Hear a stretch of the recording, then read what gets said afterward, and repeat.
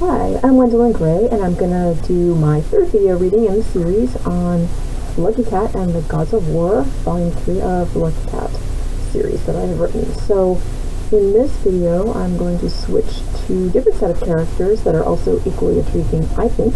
Hopefully you will also.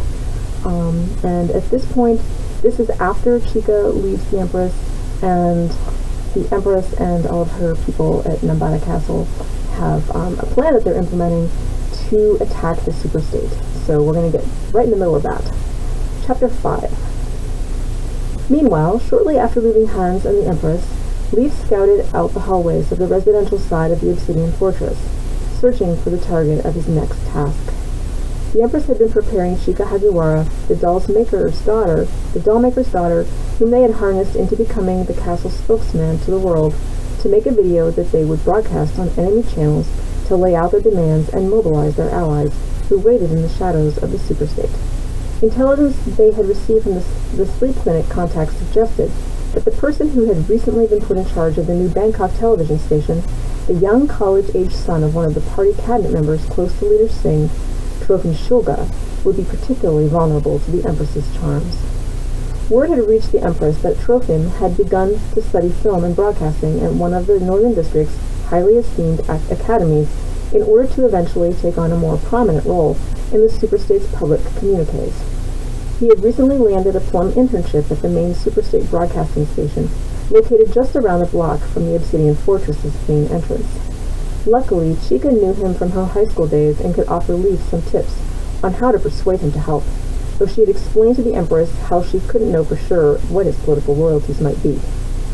Tonight, Leif would make an impression on Trofim, much like the Empress hoped to make with her late-night nursery raid on Anbang Singh. Creeping down the hallway he knew led to the Shulga family apartment, he faded out of reality into the other dimension long enough to penetrate the wall near the Shulga's front door. Once inside the apartment, he returned to his favorite size of 3 feet tall and strode to the main living areas, looking dubiously at the sumptuous furnishings filling the shadowed rooms. How odd that it's so much nicer than Leader Singh's apartment, Leif thought fleetingly before turning down the hallway that clearly led to the family's sleeping quarters. Poking his head through the closed doors, he saw Taisia sleeping in one room, but came upon Trofim in the next. Pleased the search hadn't taken longer, Leif wandered through the closed door and kept his immaterial form a moment as he looked around the room for what he sought. The Empress didn't exactly demand Trofim's cooperation, though she was sure he had seen her in his dreams more extensively, like many in the movement did. What they sought at this point in the battle was some sort of information or key to access the restricted broadcast chamber and to work the controls. Passwords, fingerprint scans, old-fashioned keys, any of that would do. Leif now looked around the room at the bureau and dressers to see if Trofim had emptied his pockets anywhere. As he neared the low dresser where it seemed Trofim left his keys, smartphone, and a pack of gum from his pockets, Leif reached out to look at the phone when a sound behind him startled him. Trofim groaned and tossed in bed, flinging his arm off the edge of the mattress. Was he awake? Leif thought he wasn't, though he was afraid of being caught since he, like all of the cat statues in the Empress's employ, had good survival instincts. Ignoring the young man, who seemed to still be asleep, Leif touched the dark screen, and the phone sprang to life. Just as members of the movement who worked in the sleep clinic network throughout the superstates were given special issue phones that were impenetrable to unfriendly eyes and only connected to the outlaw's dark web, so too did the superstate layer their special phones with extra security that only those with privileges in the Northern District could access. Trofim's phone should be no different, and Leif wouldn't have even tried to look at it under normal circumstances. However, Chica had suggested the boy was careless, predictable, and easily misled. "He's really handsome," Chica had said, sitting on the floor mats with her little red cat Shanalandra on her shoulder as they spoke in the first-floor practice room of Nambata Castle. "But he's kind of a scatterbrain. And Suna said she thought he had a crush on me, but he was never my type. Nice guy, though. Sports are really his thing, so it surprises me now to hear that he's trying to take over the Superstate Propaganda Center." "Maybe it's a strategic choice," Leif said, reclining on the mat across from her, gesturing carelessly with one paw while the other propped up his head. "Didn't you say you felt he wasn't like the rest of the family, and seemed uncomfortable when you were kicked out of New Bangkok?" At dinner that night, when the Sentinels took us to Tiosha, yeah, I definitely thought there was more going on with him. I wouldn't say he was rebelling against the superstate. He wasn't like Dorio and his family, who were completely against it, even though they had been given some special allowances. I do think he had some doubts that he kept to himself. Taisia always seemed nice, but she never questioned her family's role in the superstate. Maybe Trofim was just as uninterested in politics and didn't really know what was happening politically? You mean he didn't care because he didn't know and was preoccupied with trifling matters and not his father's job? Leaf asked. Yes, that could be.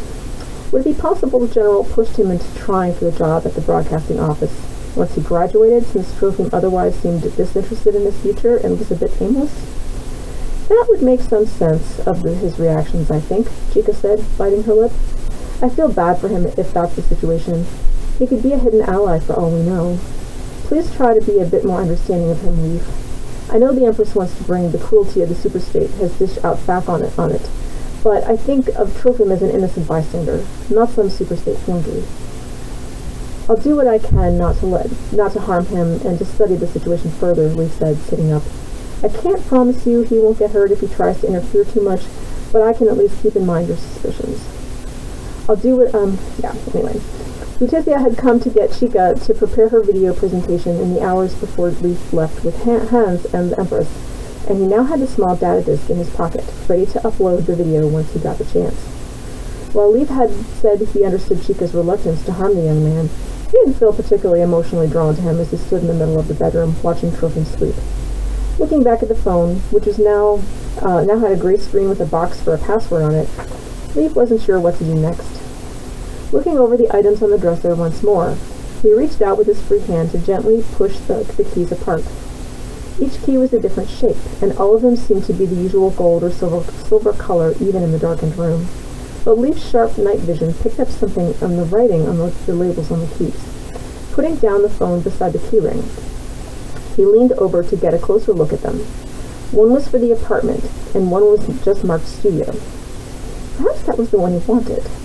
Grabbing the keys and putting them in his yukata pocket, he looked around the room for more useful items or information. Seeing Trofim's clothes scattered all over the bedroom floor, Leaf decided Hans' proposed tactic of sneaking along with their targets in their pockets to their workplaces was not going to be useful here. Besides, the Empress already knew where the broadcast station was. Unlike the state utilities, it didn't have maximum security and was in fact housed in the obsidian fortress closer to the ruling council's meeting chambers, just on the other side of the complex.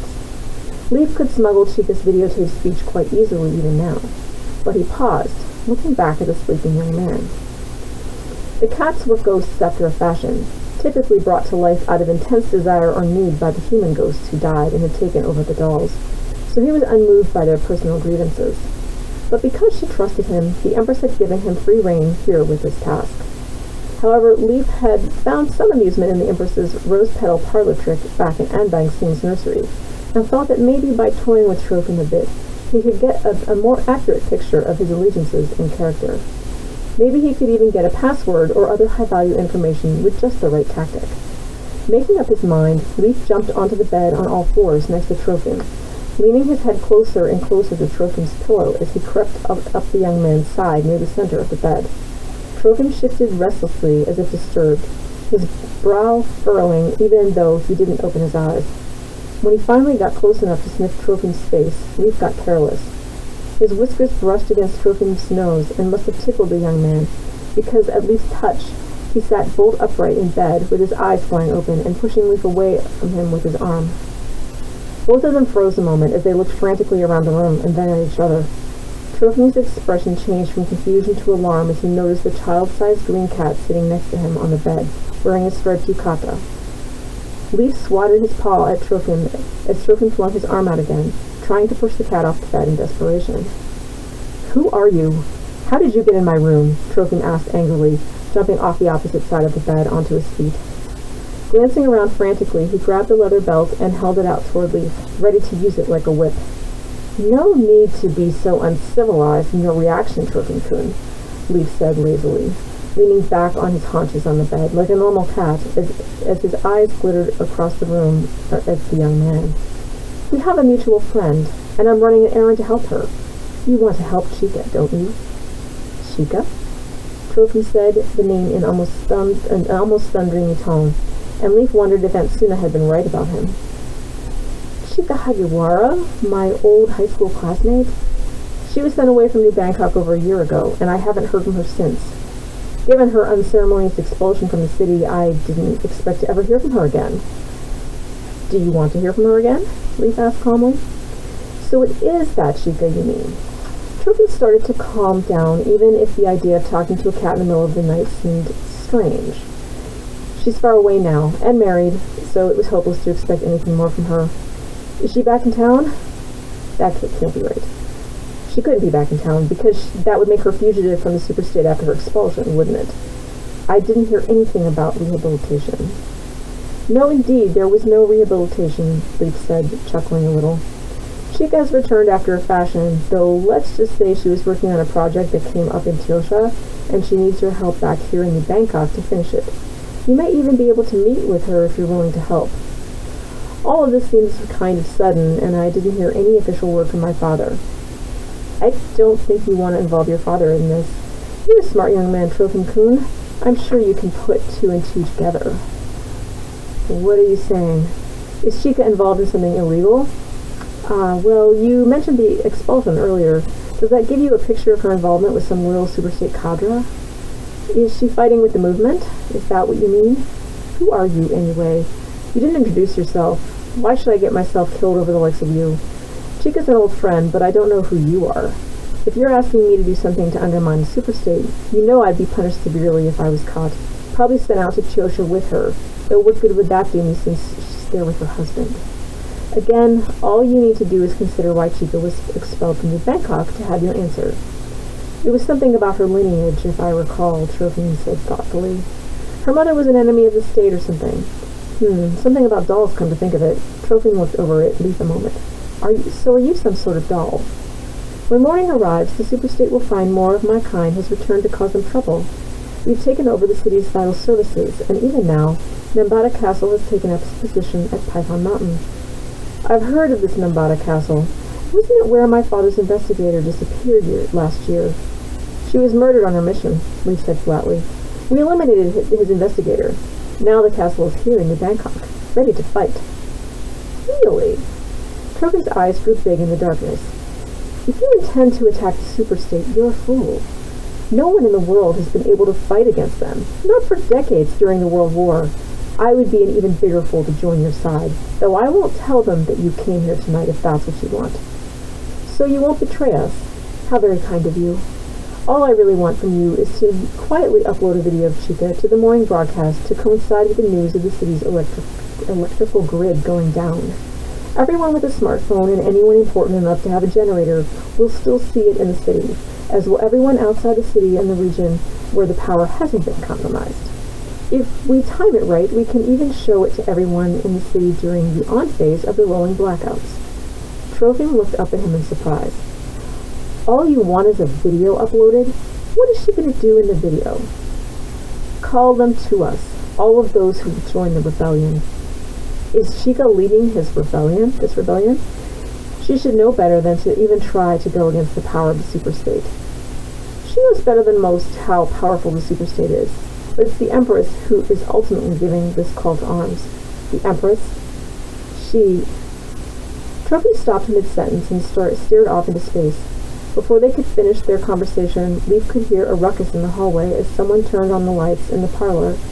Hansu Singh's voice, hysterical and tearful, echoed through the apartment into the sleeping quarters as she came to consult with Gleb Shulga about the Empress's midnight intrusion. Their voices were just penetrating enough that Trofim and Leaf could make out her retelling Gleb some details of the attack. Trofim listened to the muffled conversation a moment before walking around the bed to the cat. Turning back to Leaf, he held out his palm. Give the video to me, and I'll see what I can do. Just know that even if I help you, it doesn't mean anything, okay? I'm not on your side, and I'm not on the superstate side. I'm on my own side, and no one else's. So don't get any ideas. Leaf hesitated a moment before pulling the small disc out of his pocket, along with the key ring, and placed them in Trofim's hand. Trofim snorted in annoyance when he saw the key ring. You thought you were going to pull a fast one and break into the station with those? Everyone would be on high alert in the next room as soon as you did. Trofim jabbed one thumb back over his shoulder toward the door. Your Empress stirred up leader Singh, so there will be no way to move openly through the city. I'm inclined to keep you here with me until all this blows over. Are you always this big? How am I supposed to hide you? Anyway, I don't know how easy it will be for me to upload the message and not have it immediately traced back to me, but I'll see what I can do. Don't stir up trouble for me. Don't stir up trouble for me, Cat. I have enough of my own problems. Leaf smiled knowingly at Trofim before starting to shrink back down to his normal size of 3 inches tall. I can remain like this if you like. You can put me in a drawer and no one will be the wiser that Leaf is here. The Empress will always know where to find me, however, so know that if you keep me close, her eyes will also be upon you. Trofim squinted in the dark to see Leaf and ran his free hand along the bed covers until he found the small, squirming cat. She's a beautiful woman, isn't she? Are you surprised that the son of a high-level official would know about her? If her eyes are on me, maybe that's something a man can make use of. Leaf chuckled again as Trofim shoved him into a drawer in the nightstand along with a small disc and keyring before going back to bed.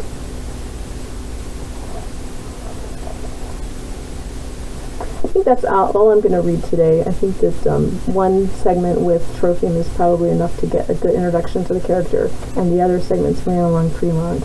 So be on the lookout because Volume 4 is also out. I'll be doing some more reading videos, but otherwise, that's all for today, and hope you enjoy the reading.